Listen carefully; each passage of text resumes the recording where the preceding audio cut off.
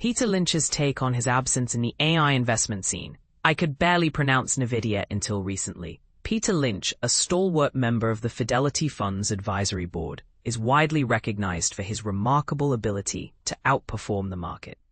This was especially true during his leadership of the Fidelity Magellan Fund throughout the 1980s, where he consistently delivered impressive results. Today, he has insights that could benefit the upcoming generation of investors. The surge of artificial intelligence AI technologies has captivated the market for a significant 3 years, yet Lynch has surprisingly chosen to distance himself from this trend.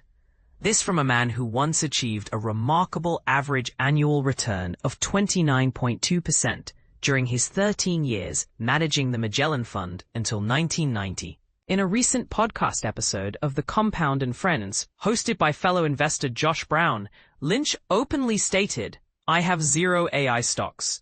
I literally couldn't pronounce NVIDIA until about 8 months ago."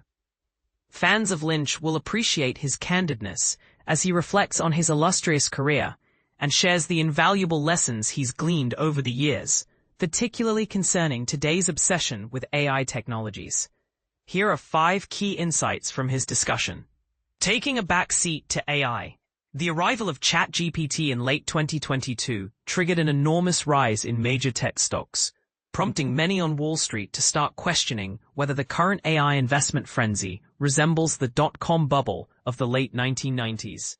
When asked if he believes investors have gone overboard with AI investments, Lynch confessed, "I have no idea."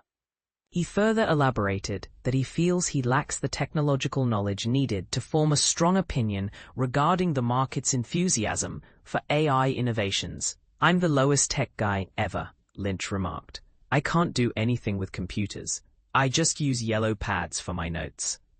Lynch was also reticent to discuss his current portfolio or which stocks he finds appealing at the moment, citing Fidelity's regulations as the reason for his discretion. The importance of knowledge in investing. For many years, Lynch has championed the idea that investors should possess an in-depth understanding of the companies in which they invest. This principle is central to his book, One Up on Wall Street. He likes to say, "Know what you own." Lynch emphasizes that if investors do not grasp the fundamentals of what their investments entail, they are setting themselves up for failure. He noted that individuals often spend significant time researching slight options to secure the best deal, yet they might impulsively invest $10,000 in a random stock they overheard on public transport. Describing the notion of playing the market as both awful and dangerous, Lynch insists that a wise investor should focus on acquiring quality companies and truly understanding their business operations. He also pointed out that fluctuations in a typical New York Stock Exchange security can exceed 100% in a single year, making it essential for investors to know how to respond to significant market shifts. Entering the market at the right time. A common piece of advice is to invest in stocks before they soar, but Lynch warns against dismissing potential investment opportunities simply because a stock has already enjoyed a rally. "Sometimes, you don't have to be in the first inning," he advised. He illustrated this point with the example of McDonald's, which was once perceived as nearing the end of its growth trajectory domestically. Contrary to this belief, the fast food giant went on to achieve significant success through international expansion. "People said, 'McDonald's is done,'" Lynch recounted. "They just simply didn't think it through." Modern investment advantages. According to Lynch, today's investors enjoy certain protections and benefits that weren't available before events like the Great Depression and the subsequent New Deal. He highlighted essential supports such as unemployment insurance, Social Security, and the establishment of the Securities and Exchange Commission, all of which contribute to safeguarding everyday people over time. Additionally, he noted the Federal Reserve's proactive role in stabilizing the economy in recent decades. Lynch believes that today's investors are better equipped with various market and economic buffers that didn't exist in prior generations. Despite occasional fears of an economic downturn akin to the one witnessed in the 1930s, he noted that none of the market setbacks, including the 2008 to 2009 global financial crisis, have matched that level of harshness. We had numerous chances to face a major collapse, yet we've navigated through challenges posed by poor leadership and misguided economic policies, Lynch stated. The future job landscape. Lynch also offered reassurance to workers who are concerned about potential job losses due to AI.